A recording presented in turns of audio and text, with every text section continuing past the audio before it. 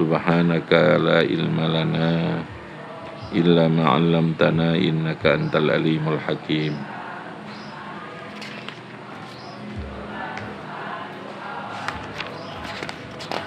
Oke, kita kemarin asrar tentang zakat, ini asrar tentang salat ya. Pagi ini asraris salat. Bismillahirrahmanirrahim. Kitabu asraris salati wa muhimmatiha. Wa muhimmatiha. Kitab menjelaskan asraris salat, rahasia yang terkait dengan salat. Wa muhimmatuha, dan muhimmah itu hal-hal yang penting ya.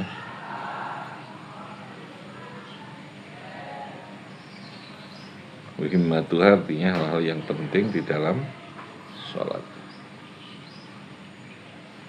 Masukkan grup ya. Jadi sama dengan ibadah yang lain kemarin, bahwa di dalam sholat pun ada asrar.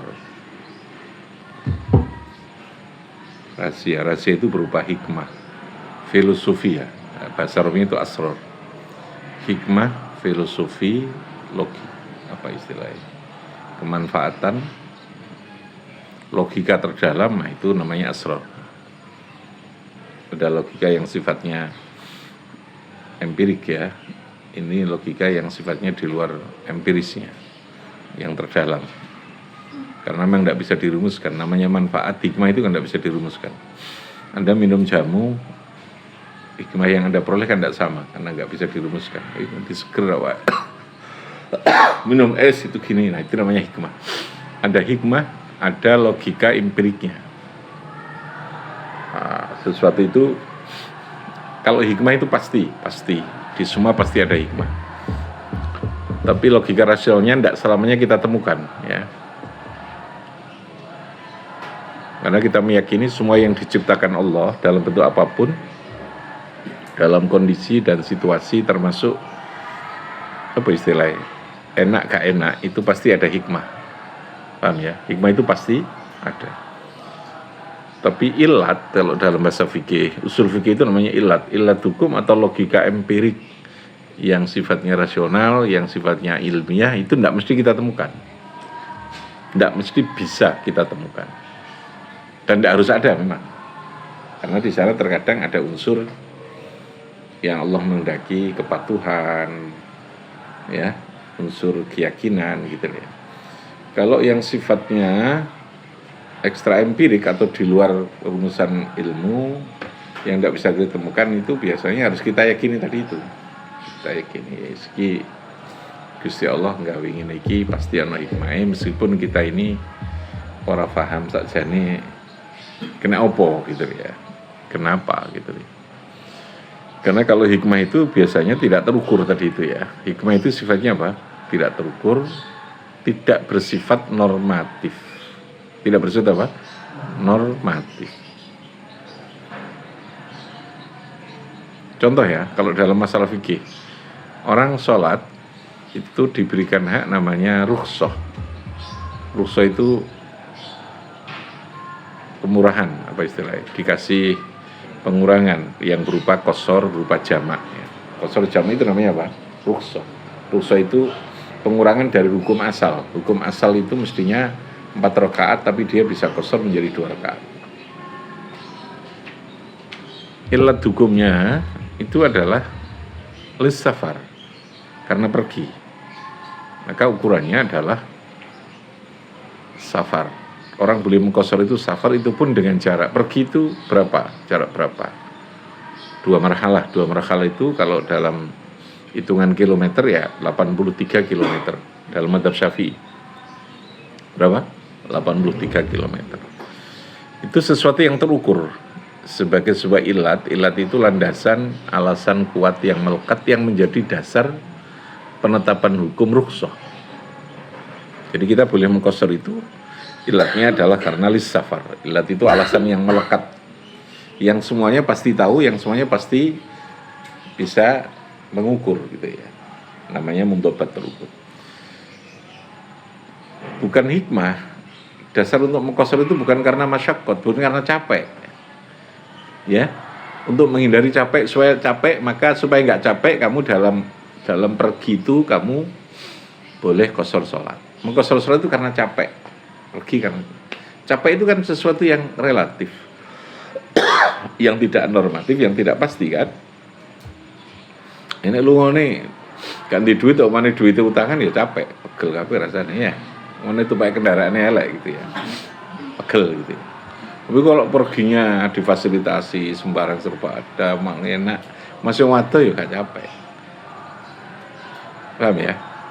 Jadi orang boleh mengqashar karena perginya apa karena capeknya? Karena masyaqqat apa karena pergi? Karena pergi, bukan karena apa? Masyaqqat. Karena masyaqqat itu relatif, tidak ada kepastian. Hukum tidak boleh ditetapkan berdasarkan hal yang tidak pasti. Paham ya? Nah, masyaqqat itu hikmah. Hukum tidak boleh didasarkan pada hikmah hukum. Paham ya? Tapi pada illat hukum. Pada apa? Illat hukum. Tapi semua hukum itu pasti ada hikmahnya. Dibalik ya. Semua hukum pasti illatnya, tapi tidak semua hukum ada illatnya, ada logikanya itu. Nah, pendasaran hukum itu pada illat hukum, bukan pada hikmah hukum. Orang boleh mengqashar, jadi orang boleh mengqashar sholat sebagai bentuk rukhsah, itu dasar penetapannya adalah karena lis safar. Kenapa? Lis safar itu pun harus ada masafah, harus ini ada syaratnya. Bukan karena lil masyaqqat, tapi bahwa safar itu madhonnatul masyaqqat. Madhonnah itu diduga kuat, orang pergi itu menjadi sumber timbulnya masalah, timbulnya beban berat. Orang pergi diduga gitu ya. Artinya dugaan kuat, wong lunga itu ya dia akan capek. Tapi tidak boleh hukum atas dasar dugaan-dugaan itu gitu ya. Fakta. Faktanya apa? Yang menjadi fakta apa? Yang ketok moto yang terukur itu apa? Pergi apa capeknya? Pergi apa capeknya? Jaraknya jelas 83 km. Mbok kon capek apa ora, mbok kon pakai mobil apa saja, kondisi apa ae nek sakmono kamu boleh mengqashar. Pasti kan? Tapi kalau ya kamu boleh mengqashar ndak? Ya kamu capek apa ndak? Ya piye ya? Ya sok capek sih, ya gak capek ya kan bingung orang tentang hukumnya. Paham ya? Jadi penetapan hukumnya harus berdasarkan fakta. Fakta itu yang kita pastikan, sesuatu yang pasti. Fakta itu illat itu. Ya, illat hukum itu. Tidak semua hukum ada illatnya. Kenapa? Tidak semua hukum. Ya karena hukum itu kehendak Gusti Allah.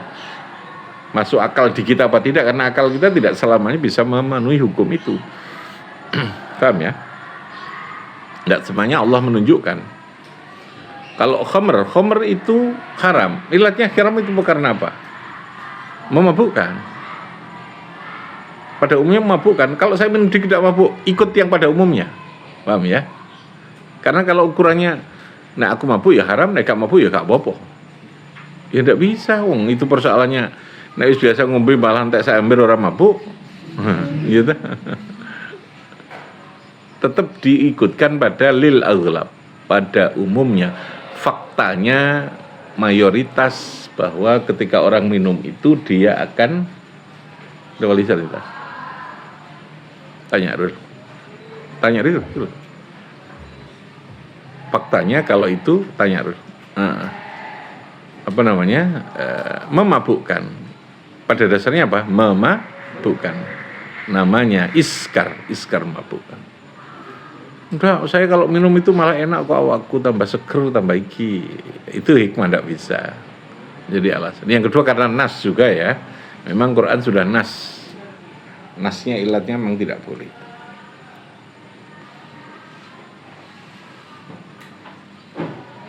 Namanya apa?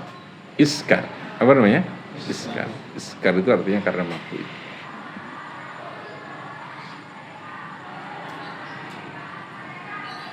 Fakta hukum. Nah, ini ada asroris salat. Apa namanya? Asroris salat. Asror itu rahasia di dalam salat. As-salatu imaduddin. Apa sih rahasianya salat? Ini bukan normatif ya. As-salatu imaduddin wa isamul yakin wa sayyidatul qurabati. Ini terkait dengan rahasia sholat. Sekali lagi kita berbicara dari aspek hikmah, rahasia asrar ya, tidak normatif. Kalau bicara fikihnya ya takribnya itu ya, arkanus sholat, syurutus sholat itu ditakrib itu. Tapi kalau ini kita bicara pada aspek yang menyangkut tentang rahasia sholat itu kayak apa gitu mas, seterusnya. As-salatu tes salat iku imaduddin. Imad itu artinya tiang agama. Ini yang sering kita dengar. Tiang itu berarti menjadi sesuatu yang sangat penting, sangat pokok ya. Karena tidak bisa kita bayangkan ada rumah tapi tanpa sebuah tiang. Jenenge rumah ngawang ya. Rumah kok ana tiangnya tidak mungkin. Berarti ketika kita berbicara tentang sebuah bangunan, maka yang pertama adalah imad itu kalau diterjemahkan tiang yang sangat pokok, yang sangat urgen. Wa isomul yakin, isom itu artinya yang menjadi penguat, yang menjadi sama tadi, penguat terhadap keyakinan. Wa isomul yakin dan menjadi isom, penguat terhadap keyakinan. Wa sayyidatul qurbat, salat itu sayyidah, yang menjadi leadernya semua ibadah itu salat. Sayyid itu juragan, leadernya. Jadi wa ghurratut ta'at, lan menjadi inti, ghurrah itu menjadi inti, menjadi jiwa dari semua ketaatan itu. Jadi ada 1, 2, 3, 4 yang oleh Imam Ghazali yang menulis kitab Ihya yang lalu dirangkum dalam kitab Mau'izatul Mu'minin ini oleh Syekh Jamaluddin, bahwa salat itu satu adalah imaduddin, yang kedua isomul yakin, yang ketiga apa? Sayyidatul qurbat, yang keempat adalah ghurratut ta'at. Apa namanya? Ghurratut ta'at. Imaduddin, isomul yakin, sayyidatul qurbat, wa ghurratut ta'at. Imaduddin sudah tadi kita omong. Isomul yakin. Jadi begini, kalau kita ingin melihat tingkat keimanan, yakin itu keyakinan, keimanan. Seberapa kuat seseorang keimanan? Keimanan kan sesuatu yang tidak bisa kita lihat, yang abstrak. Sehingga ketok itu keimanan. Karena ada posisinya ada di dalam, artinya bukan yang bersifat fisik, bukan yang bersifat materi, perbuatannya. Tapi adalah sesuatu yang tersembunyi. Nah, untuk mengukur orang itu imannya seberapa, ukuran yang paling pokok itu adalah sholatnya. Bukan pada sedekahnya, bukan. Memberi itu bisa dilakukan oleh orang yang tidak punya uman sekalipun. Paham ya? Memberi orang baik dengan orang itu tidak bisa menjadi ukuran keimanan. Tapi salah satu ukuran iman diantaranya ya kebaikan dengan orang lain. Bagi orang beriman ya. Tapi ukuran yang paling pokok untuk menentukan uang itu imannya kuat apa tidak, itu dari sholatnya. Baru lalu dengan ukuran-ukuran yang lain, perilaku sosial, perilaku ini. Sehingga orang tidak boleh mengatakan, saya yang penting kan dengan masyarakat baik, dengan orang lain saya baik, hubungan sosial saya baik, saya tidak sholat dakwah apa tidak bisa. Paham ya? Karena agama menentukan untuk mengukur isomul yakin itu adalah as-sholat. Apa? As-sholat. Jadi gini ya, perbuatan itu ada yang dilakukan atas dasar nurani, atas dasar logika. Kebaikan itu bisa dilakukan atas dasar itu tanpa dasar keimanan. Paham ya? Wong berbuat baik itu tidak mesti dorongannya dari iman.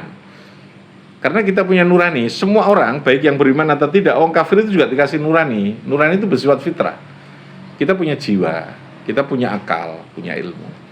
Sehingga nurani itu sesungguhnya adalah kebaikan, meskipun dia tidak punya iman.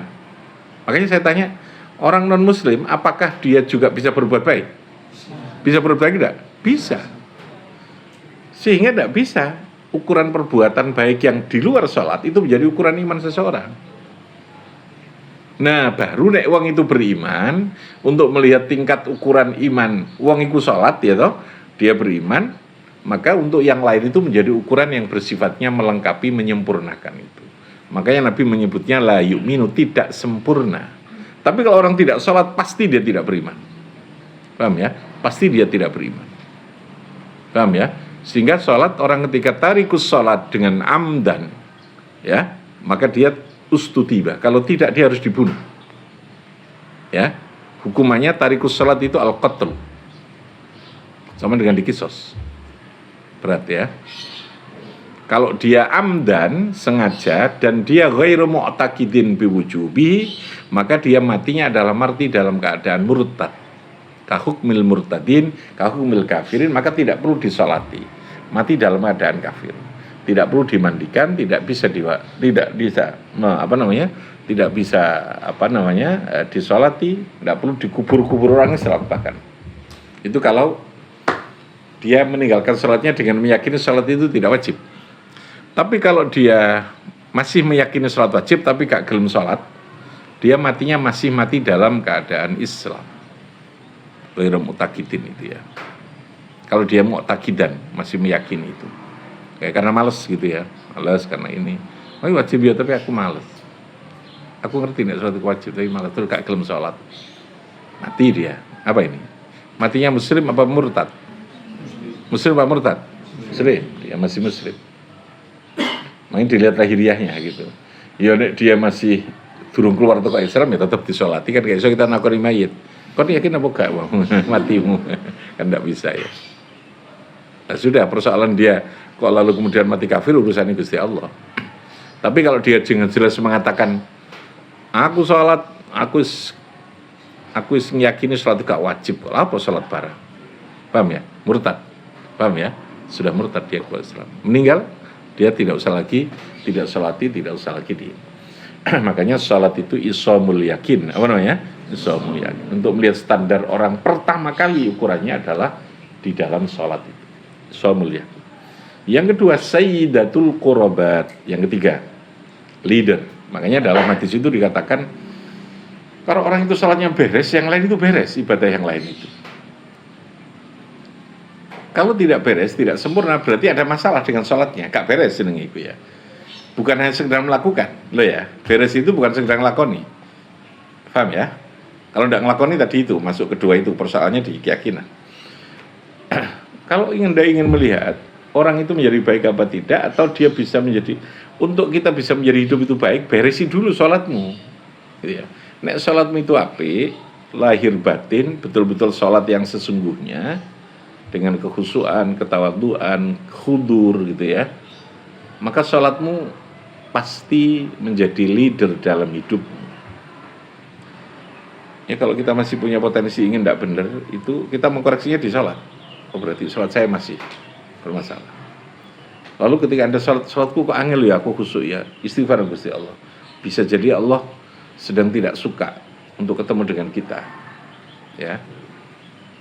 Saya ulang, sholat semua sok kepingin khusuk kepingin kok jauh angin, sing diling-ling kok bangsa ngono-ngono tok gitu ya, kunjilang, duit ketelisut, masalah iki gitu ya, kemana kreditnya belum terbayar, kreditan gitu ya, itu berarti kamu sedang belum baik-baik saja sholatnya. Ini sholat yang tidak fungsional, tidak bisa tanha anil fakhsyai wal, sholat yang tidak disfungsi, sholat ya disfungsional, sah, tapi dia apa? Tidak berfungsi, tidak apa? Berfungsi. Yang Allah menyebutkan apa? Tanha apa? Anil fakhsyai wal apa? Tanha wal munkar. Seharusnya itu di sana. Kok sholatku pancet ya? Aku ndadekno mlara ya, aku padahal sholat. Ya sholat itu pancen hanya sekedar sholat. Paham ya? Tadi belum beres. Maka sayyidatul qurbat wa ghurratut ta'at. Nah, sholat itu menjadi sinar, menjadi ruh dari semua taat yang ada, ketaatan, kepatuhan yang ada itu. Maka nanti di akhirat Gusti Allah yang ditanya adalah sholat. Sholat beres, oke. Sholatnya beres, yang lain berarti beres gitu ya. Kita tidak perlu menilai dalam seluruhnya. Paham ya? Ndelok anak itu kok sholatnya sergep, jamaah sergep, berarti sapi. Paham ya? Gak mungkin kan kita meneliti semuanya. Ki calon mantuku ki kayak apa ya gitu ya. Kudu iku wae sembarange. Cari data ini, ya tadi data ya kayak itu mantu-mantu ya. Setelah iya sholat itu, sergap apa enggak gitu. Ya sudah, ukurannya ada di situ. Makanya sholat ghurratul ta'at, untuk mengecek melihat ketaatan yang lain, sesungguhnya Anda bisa melihat indikasinya dari sholatmu. salat yang sesungguhnya ya. Oke. Itu diantara rahasia salat. Oke. Bifanfa'na bi barakatihim wa atina al-husna bi hurmatihim ana fi tariqatihim wa mu'afatihim. Allahumma salli ala Muhammad, Allahumma salli alaihi ya rahman.